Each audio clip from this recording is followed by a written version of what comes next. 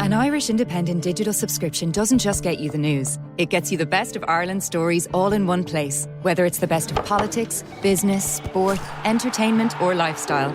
Get it all for just €4 a month for 12 months when you first subscribe. Visit independent.ie/subscribe today. Irish Independent. Terms and conditions apply. Cancel anytime.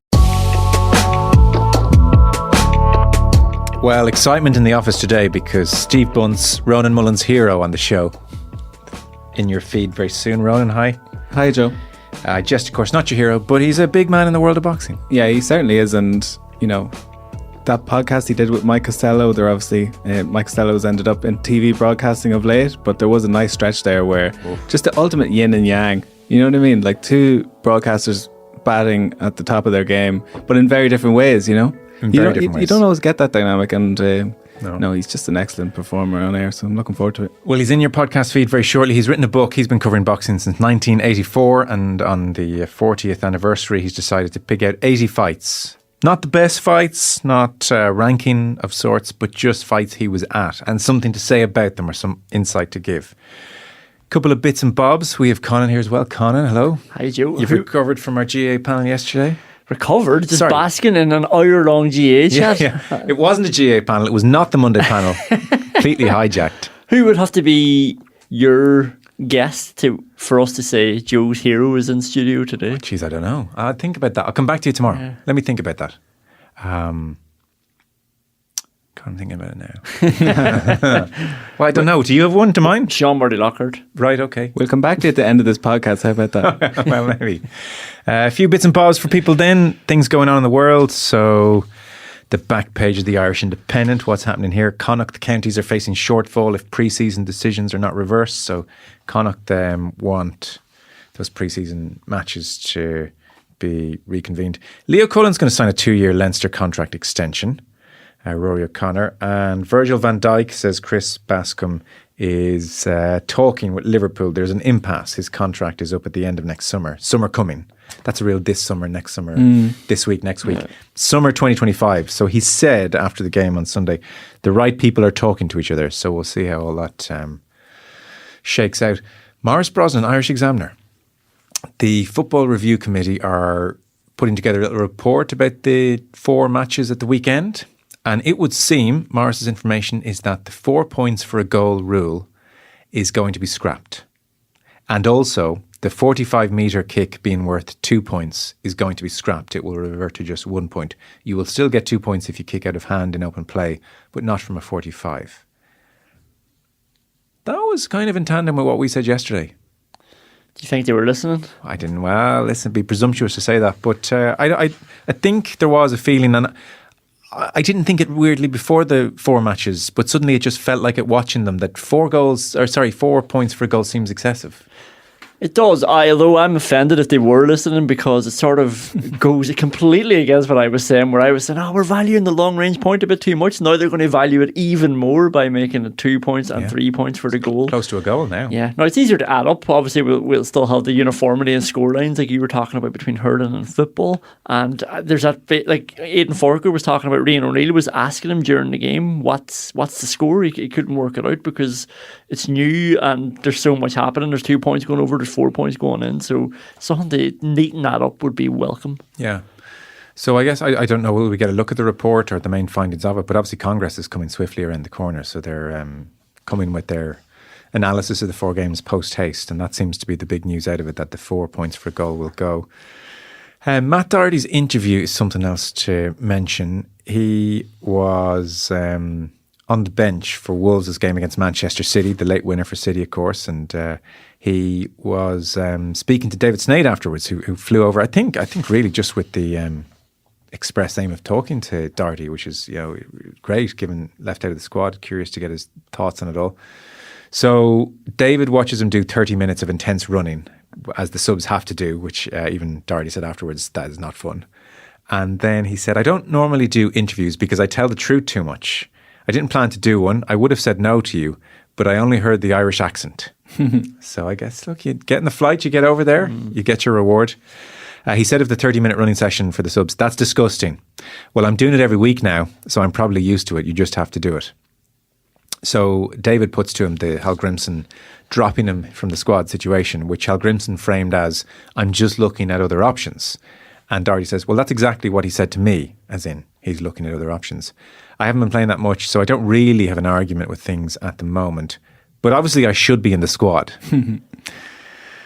Even if I'm not playing or not going to play, I should still obviously be in there, said Matt Doherty. But yeah, I'm patient. I wasn't happy, but I got to spend time with my kids. I do expect to be in the next squad. It's a beautiful sliced backhand into Hallgrimsson's court, isn't it? Like, the pressure's on you, mate. Like, if you leave me out this time, it's not... What pressure? Like, I just hope Hallgrimsson performs some sort of root canal surgery here now and just... No, but Hallgrimsson framed the last omission as, oh, we're trying out some new players. If he leaves him out the next time, it's pointed. I'm done with you. Well, you could make an argument that the player he was left out for was Ebicelli. Yeah. And if Seamus Coleman is fit in the medium term, he's going to be back in as well. Squads are smaller now than they were a decade ago for these international matches across the board. UEFA have clamped down on the sizes of them. So being left out of the squad is not what it was 10 years ago. I mean, it's a tight 23, 24. So anyway, it goes on. That Doherty, obviously I should be in the squad. And then David talks to him about the fact that after the England game, he was on the bench for the Greece game.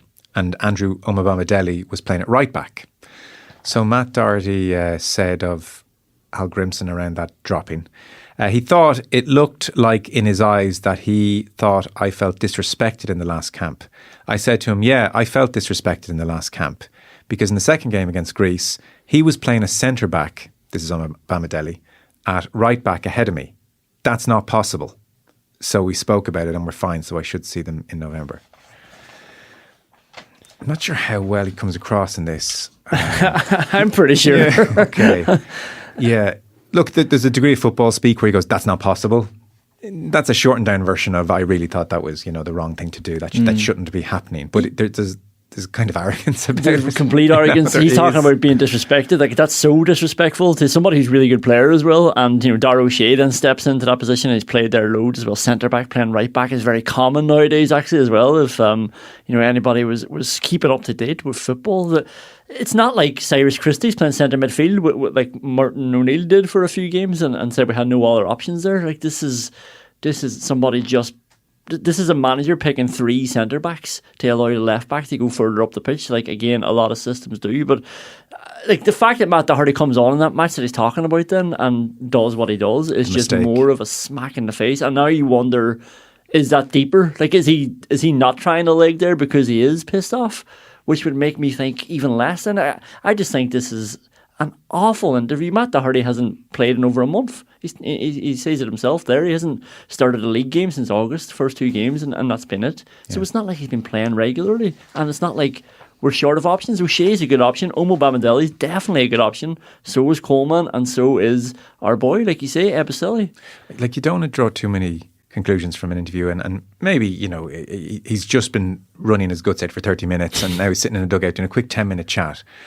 But I suppose what you kind of would have liked to hear from Matt Doherty, not even as a PR exercise, but just the mindset you'd be looking for from a player.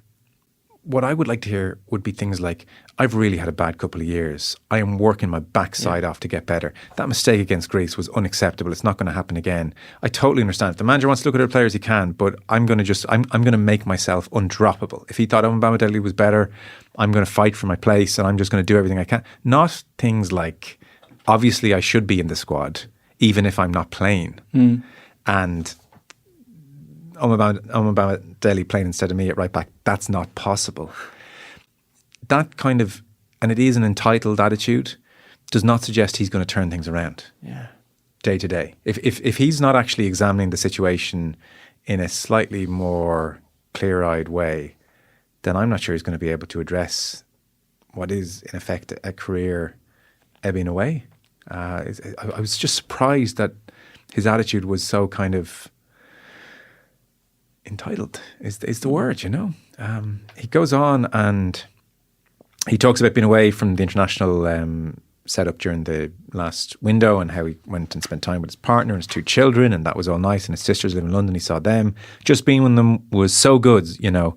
I've never experienced it before. It felt like it went fast, but of course you start to think about the future. I'm 32, nearly 33. Jesus, I feel like I'm a young 32. I haven't played a huge amount in the last couple of years. Obviously, I had that 6-month holiday in Spain. And David Snade writes, the last line was delivered with a smile, Doherty reflecting on his 6 months with Atletico Madrid. And look, that's fine. The guy should absolutely maintain a sense of humour. Again, a slightly more driven competitor mightn't find it at all funny, you know, but he's, you know, what's really interesting, he said, David writes, is that Diego Simeone spoke to him twice during that time, the week he signed and the week he left. He played 16 minutes with 17 games as a substitute. And apparently the other players had said to Doherty, normally with new players, Simeone doesn't speak to them for the first 6 months, but I was only there for 6 months. So, I mean, it was odd, but he felt he couldn't turn them down when the offer came up. Finland and England in November, and Matt Doherty feels obviously he should be in the squad. But, you know, again, Ebicelli was in almost as your direct replacement. Should you? Is that how you're seeing things? I don't know. Yeah, but like he's in the autumn of his career, and I don't know if it's the little social media echo chamber that I read, but he seems to draw the ire of Irish football fans a lot. And he's probably thinking, I've been playing at the top level for the best part of a decade. And he's looking around him in those squads thinking, and they're blaming me? You know what I mean? But he's been very, very, very, very poor. No, he has. 2 to 3 years now for Ireland. No, he has. Not just the club career, for Ireland. You could argue he's never really performed I know he was at his very, very best for Ireland. I wouldn't go that far. No, but he's never played an Irish international match on a level of his peak performance at club level, has he? I feel there have been numerous days where he was like almost our most likely route to scoring a goal and was, you know, those underlapping runs. And yeah, I think there was a period where, Matt Doherty's excellent, and actually Seamus Coleman now has a problem, and a real one. And then he was doing a job, you know, on a left back away to Portugal, and was, you know, very, very good. So no, I think the performance has dropped. Yeah. But see, I like him as a player, and I remember when he was first being, like, the Seamus Coleman thing was becoming a conundrum. It was like, what do we do here? Do we drop him and bring Doherty in? And eventually the fudge was that Doherty played right-hand side of midfield. It didn't work. And everyone's like, okay, that experiment's over. And then it was back to one or the other. And then like accommodations were made with back fives and all that kind of thing. But it just feels like he never really settled in the Irish setup. And you're speaking about his hunger or lack thereof at the moment. But to establish the career trajectory that he did, he needed a remarkable amount of hunger to work his way from where he was to where he ended up, like at Tottenham. And, you know, kind of the whole thing, I remember us having conversations back then. He was coming from Wolves, where he was flourishing as in a back five, as a wing back, and scoring goals, like, and getting on the end of moves. Then he went to Tottenham, and Jose Mourinho had him playing as an orthodox fullback, and it's just not the same position. So he was almost set up to fail in a way. And yeah, but it hasn't gone since that Spurs move was for big money. It hasn't transpired as we would have hoped. No, it hasn't. Now, Jose playing him as an orthodox fullback, that obviously was an adjustment for him, and it didn't go terribly well. And there were certainly moments where he was very high up the pitch, like a wing back, and there was a period of adjustment.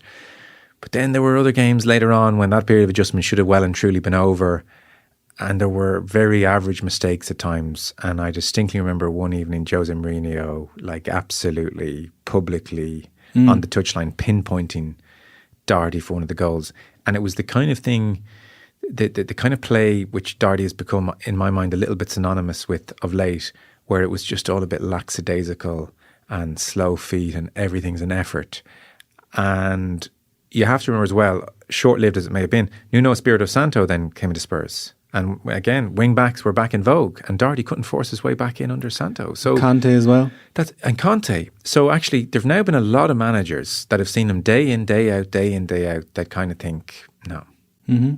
So I think it's on him. So this business of obviously I should be in the squad, don't say that. That's not how this is, you know.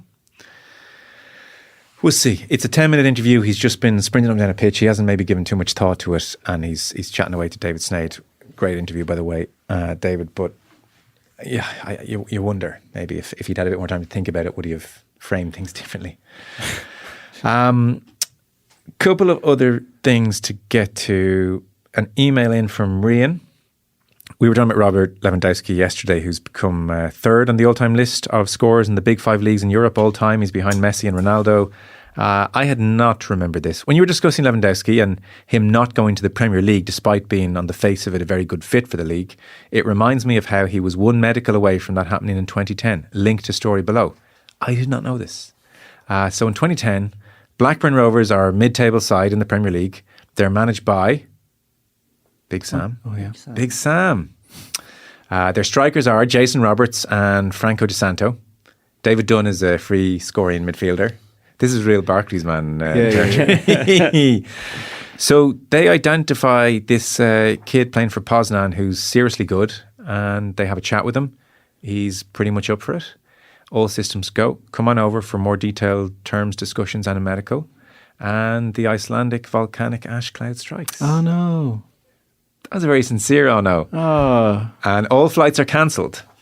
And around this time, Lewandowski has a friend at Dortmund who says, listen, Robert, I wouldn't rule out coming over to Germany. And conversations started happening. And there's a couple of quotes in the piece from those at Blackburn at the time who still remembered as the one that got away. So just missed out, courtesy of a volcanic ash cloud on Lewandowski in your Premier League fantasy football team. Absolutely. I have a live Aston Villa fact checker here, but I know a story off the top of my head here where Martin O'Neill was choosing between Falcao. Emil Heskey and Falcao. I was just thinking the same story. And he went for Heskey.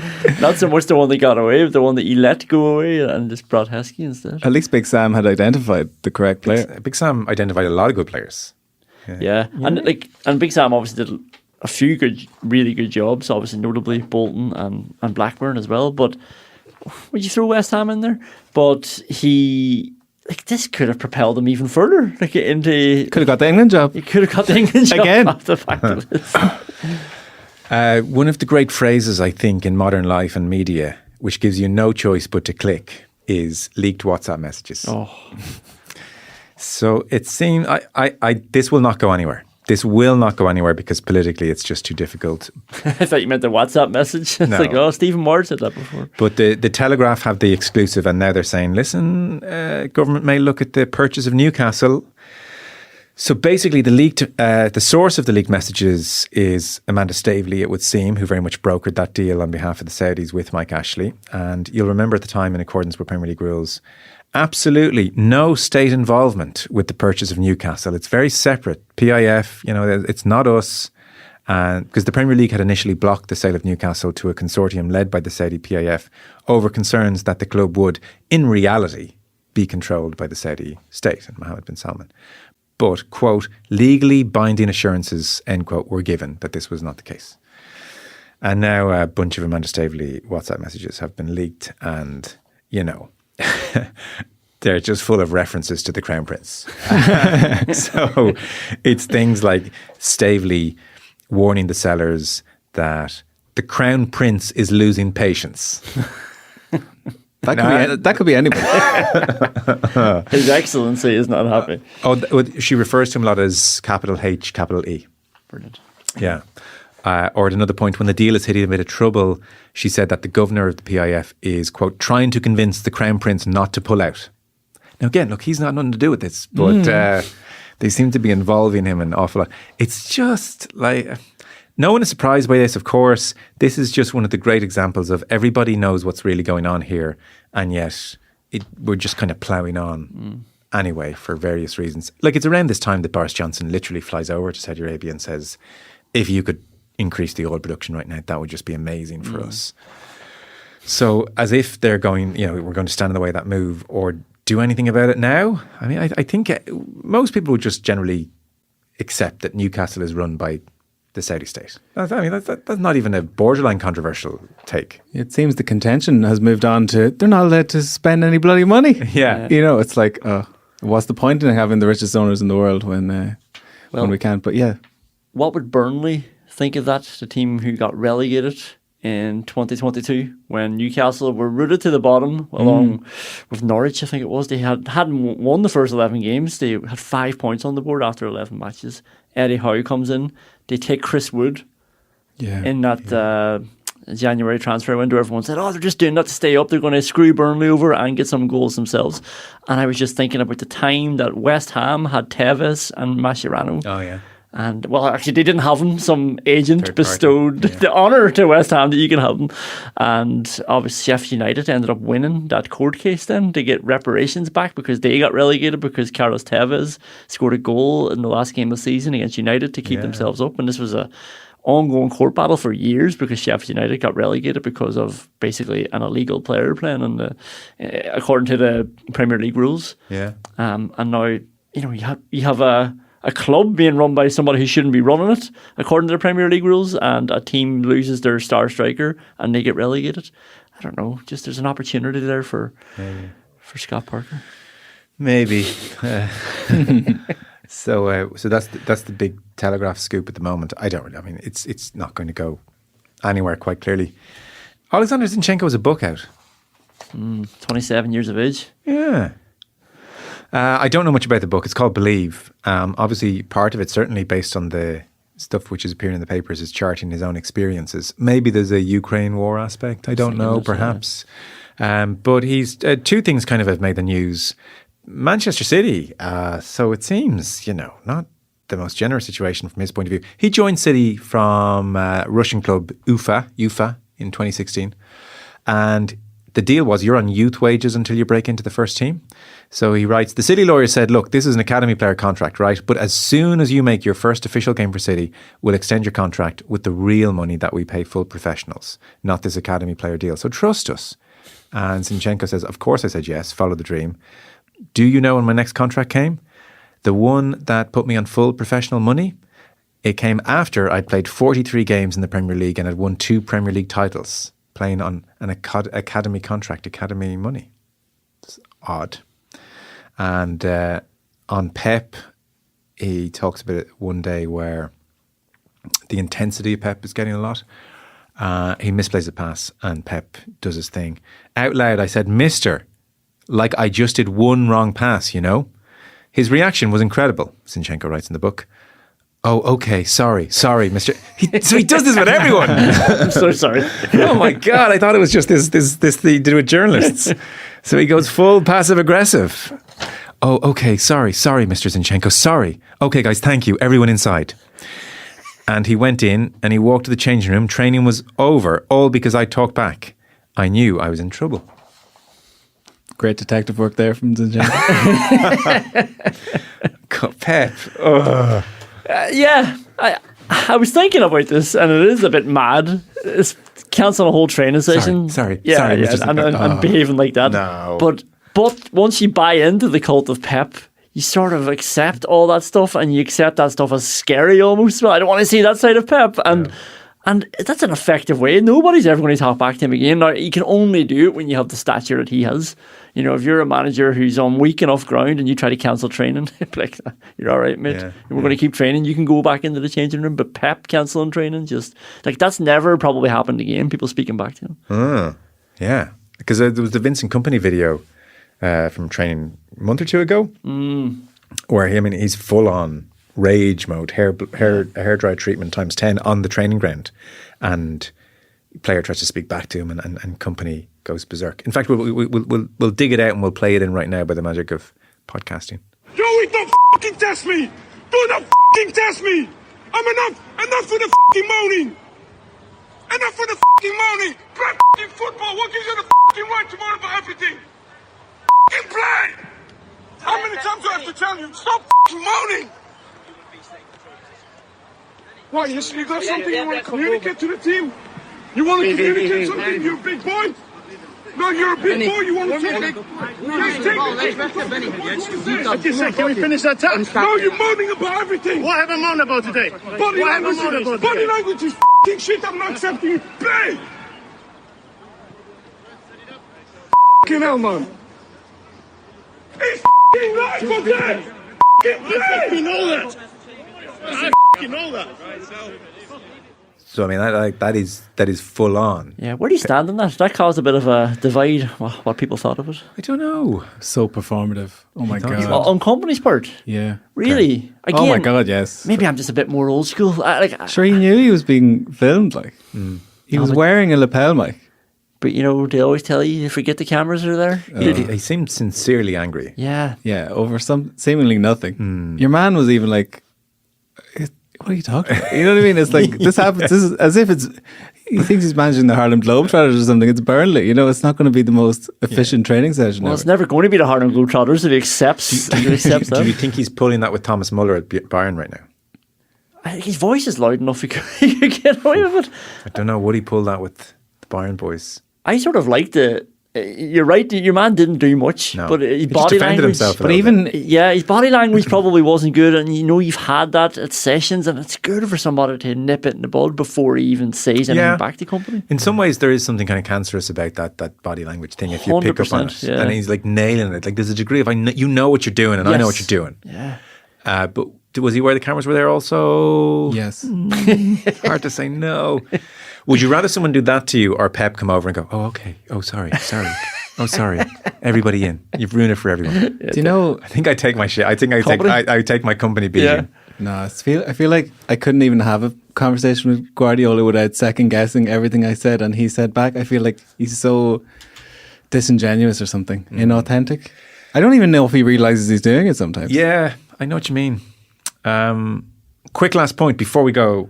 Aaron Rodgers. So Aaron Rodgers, we may do a piece on him in the next week or two or three, is top 5 quarterback of the modern age, we can kind of comfortably say, 40 years of age now. So the interesting stuff with Rodgers, I guess, is that up until a couple of years ago, he was an uncontroversial figure, give or take. Yeah, relatively.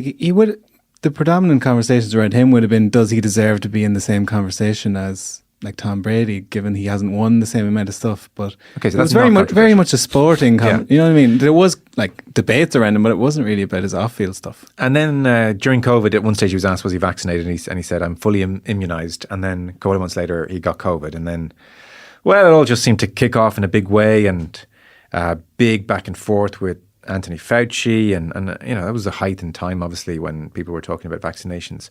But it seems, according to Ian O'Connor, his biographer, and I don't want to necessarily lump somebody who doesn't want a vaccination into this conversation, but conspiracy theories at large are a thing. You know, in high school, he was obsessed with the JFK assassination. Again, not something we would have known when he was playing in the NFL. And complicated person, estranged from his family, goes on with Pat McAfee on ESPN every Tuesday and would hold court on all sorts, including around the vaccination time, a lot on immunology, you know. But even because his biographer was saying that up until all of this blew up, he was even considered socially aware. He had spoken up on behalf of Colin Kaepernick after the Paris attacks in 2015. A fan at a game yelled out an anti-Muslim slur, and he actually rebuked that fan. And people, you know, really admired him for it. It was a great thing to do in that context. But subsequent to COVID and his newfound position as like conspiracy theorist at large, it just seems like he can't catch a break. And currently, he's got his coach fired from the Jets, and they've lost 4 in a row, and he's stinking the joint out, and it's all about him. And Ronan, you got us a clip here. We'll listen to it. This is Rex Ryan, the former Jets head coach. This is a little sample of what people are saying about Aaron Rodgers just now. For me as a coach, why the hell you hire me? All right. Why? Because I'm going to create that culture. That team is more important than the freaking individual. That when the team wins, everybody wins. All right. It ain't about the name on the back. It's about the name on the front of the damn jersey. All right. Be proud to be a damn New York Jet. Right now, I don't see it. I'm proud to be Aaron Rodgers. How about be proud to be a freaking New York Jet? Where's the passion for it? And I think that starts from the top. So he's gone full on Vincent Kompany there in punditry mode. Former coach, he's doing some punditry. Yeah. Everyone hates Aaron Rodgers. Is that where we are? So that's maybe just to circle back to my other point there. It's kind of fitting because it has shifted now into the sporting domain. So unlike the mainstream sports channels, you wouldn't have seen so much talk about his wild theories and that kind of thing. That would have been on CNN and, you know, Fox. Whereas now it's his sporting performance and those other layers that you mentioned, which means he's drawing the ire of the mainstream sports media.